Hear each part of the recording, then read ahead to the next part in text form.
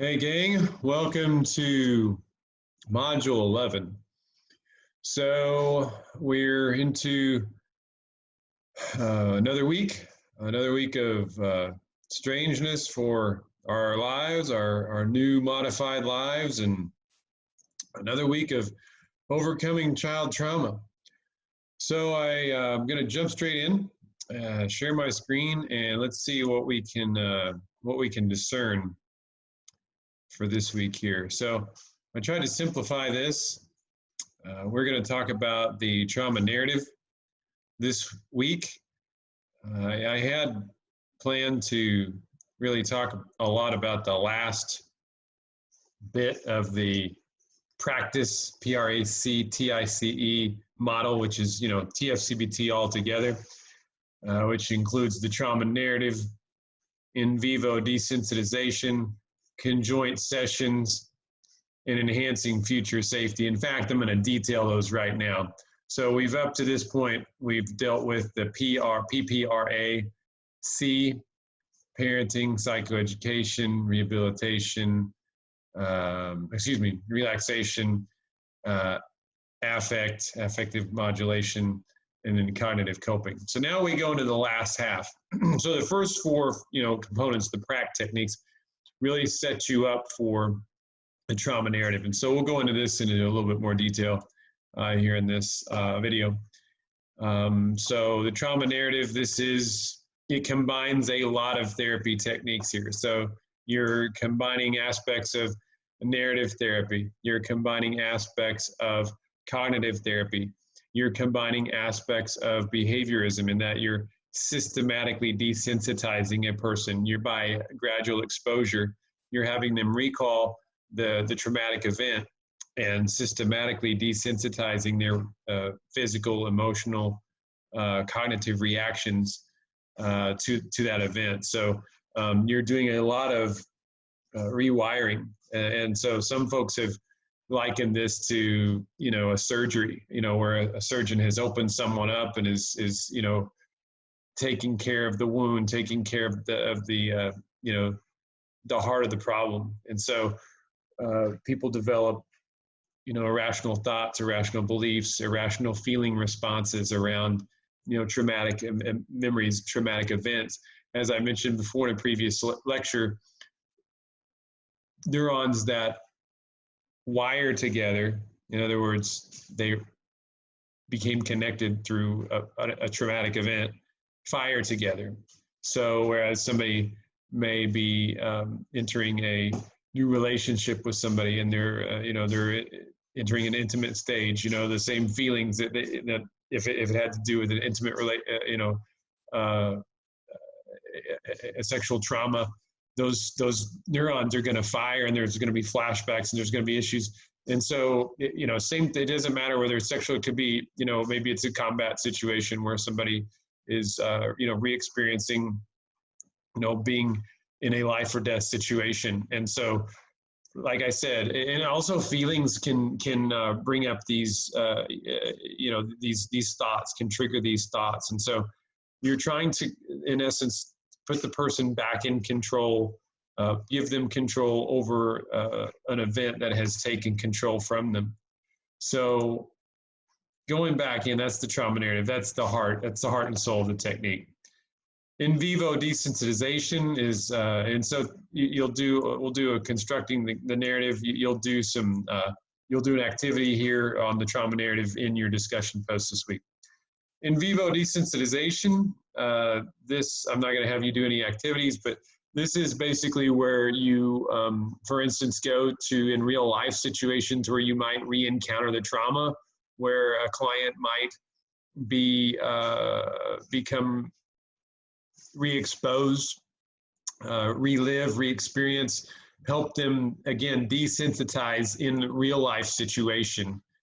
So you actually have them, this would be a homework assignment in cognitive therapy where you go and you put yourself in a situation, you practice those coping skills that we talked about in the PRAC.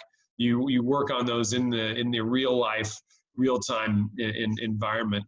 And so, for instance, if a person was hurt in a particular part of their house, you would have that person, gradually, systematically kind of re-expose themselves to that particular place, and also be in a, obviously a safe environment, a safe situation, and where people are around to support, where that person can implement these coping skills to help. Conjoint sessions really, this should be happening, as needed throughout.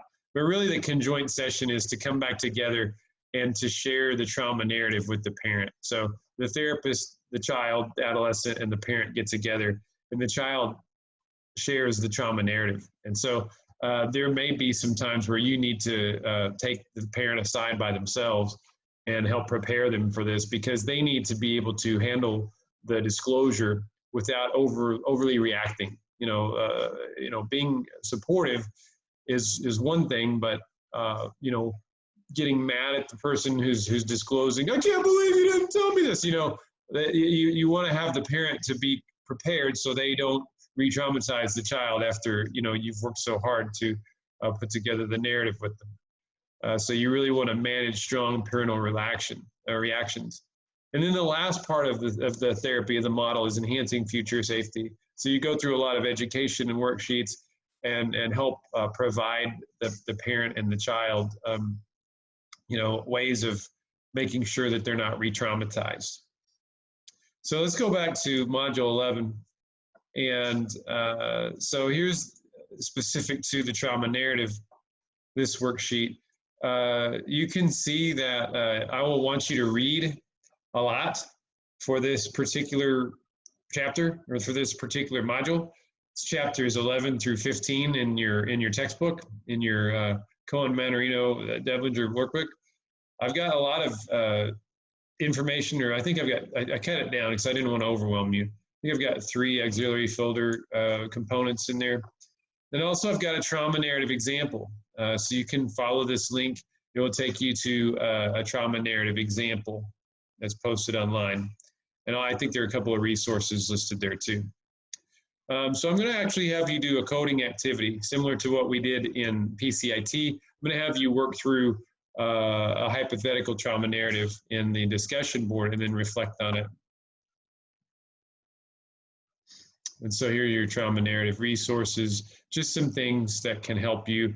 A lot of, I share this stopping paper. I really want to put adolescents, people who've been through trauma, back in control, where if they're feeling like it's going to be overwhelming, they need to be able to stop the disturbing thought and be able to put them back, especially in school in different contexts where they need to be in control. And so that's really the goal. People can be very resistant to wanting to come and talk about this. And so making sure that the end goal is to put them in control over the thoughts and the re-experiencing, that's what the end goal is. And so I think that can be empowering for people to address some things that are really, really difficult. One of the hardest things about this is people don't want to talk about their trauma, because it's very painful. And so helping them know that at the end of the day they're gonna gain something from this is very, very important. So I've got some more trauma narrative resources there. Here's your trauma narrative discussion board. I'll also share another video from last year. You're welcome to watch it. I go into a little more depth. But here's kind of a basic outline for what I want you to do. So you'll read through this trauma narrative example.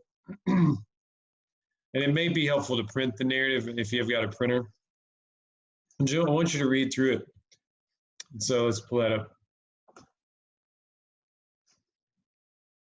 So you'll see, here's the trauma narrative example, and you'll see that a therapist has written in, when I was little, that they are asking, oh, how little, how old? And so they asked the question, and the child later said they were 6. I was lying in my bed one night, and my mom was reading me a bed story.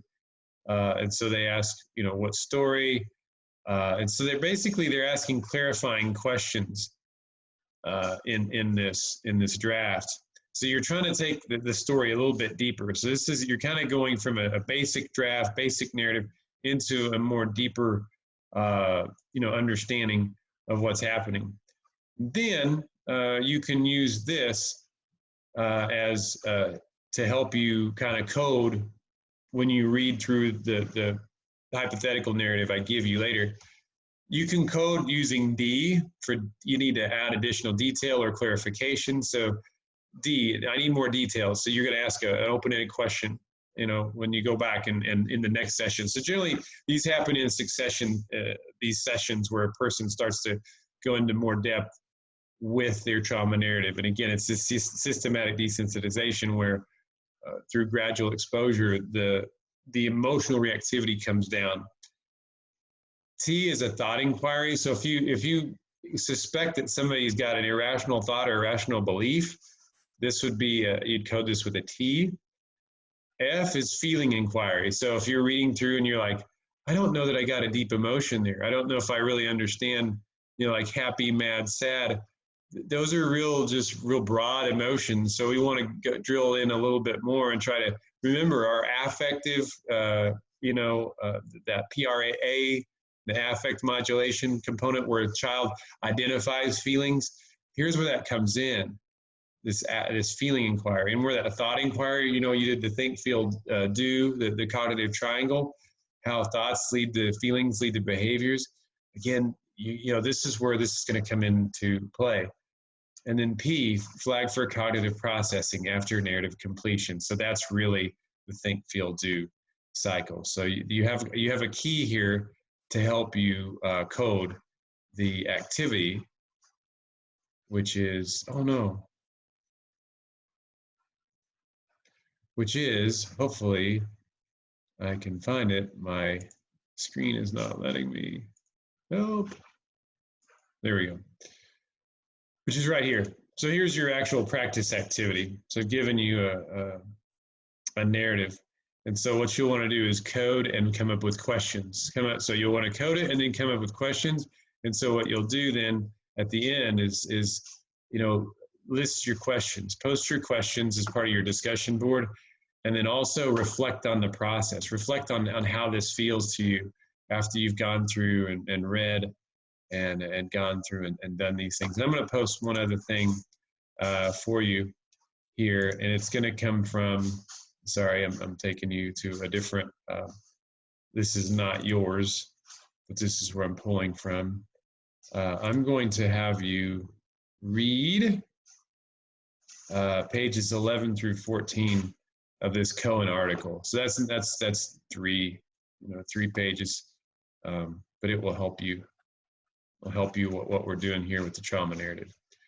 So gang, I know this was quick, and I have another longer video on this, so you're welcome to watch that. This is the toughest part of the therapy. This is the toughest part of the session.